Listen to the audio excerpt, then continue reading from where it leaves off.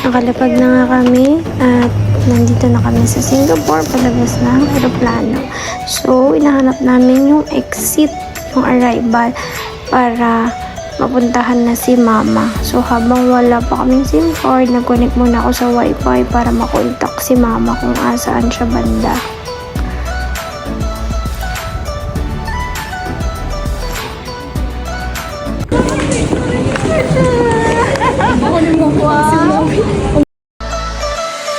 Ayan na nga, after ilang minuto, nakita na namin si mama at nakalabas na kami ng airport. So, on the way na kami sa condo niya. Welcome to Admiralty.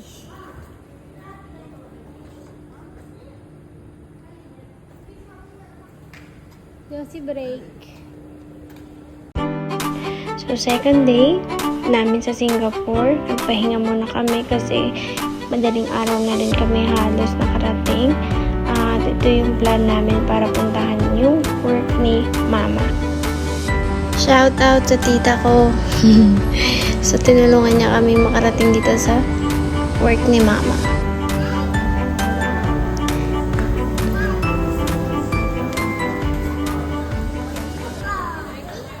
So, habang nagtatrabaho si mama, simulan na namin kumain ng mga Singaporean dishes. At habang kumakain kami, ayan si Kenny, hindi na mawalay kay mama. At ito, pasarado na. Tinutulungan nila si mama magsarado ng store. So, after ng work ni mama, dinala niya kami sa isang popular food market dito sa Singapore.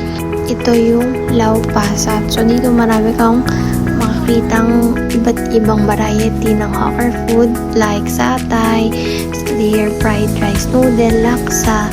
So, kung ang Tondo may ubo, sa Singapore may Lau Pa Sat.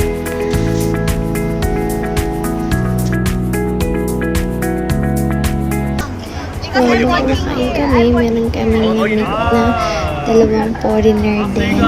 So, they came from Australia, I think. And then, nakikipag-usap sila sa amin. Buti na lang hindi dumago yung ilong ko. First time they told me. I worked here for 5 English? years already. How long since you say? So first time in 5 years. No, First time in 5 years we came First here. time in 5 years they came. They Okay, visited. yeah, okay, yeah. You've been back to Philippines. Yeah, last year also. Okay. So you're the eldest though. Okay. What's your name?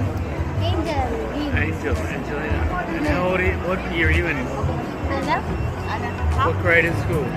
No, she working already also. How old are you? Philippines. 23. You look about 50. Yeah. At dahil Disney princess ang nanay ko, hindi siya gaanong nag-MRT at di niya alam paano gamitin tong Google Map na to. din yan.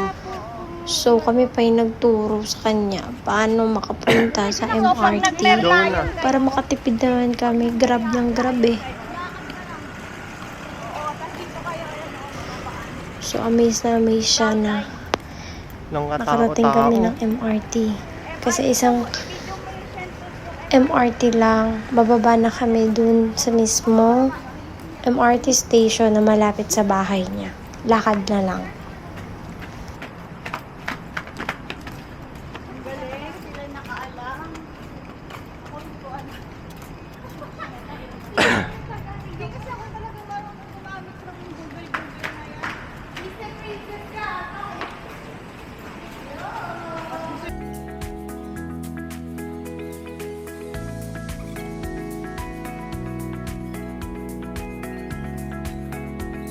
So, ito talaga yung pinaka-favorite part ko sa Singapore, yung transportation system nila kasi sobrang ayos at connect-connectado lang yung MRT. Hindi ka mahihirapan puntahan yung mga gusto mong puntahan.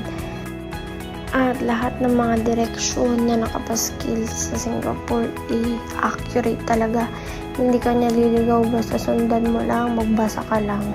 So, hintayin na lang namin yung train. Hindi ko alam siya eh. So, yung train nga pala nila dito hanggang 12 o'clock a.m.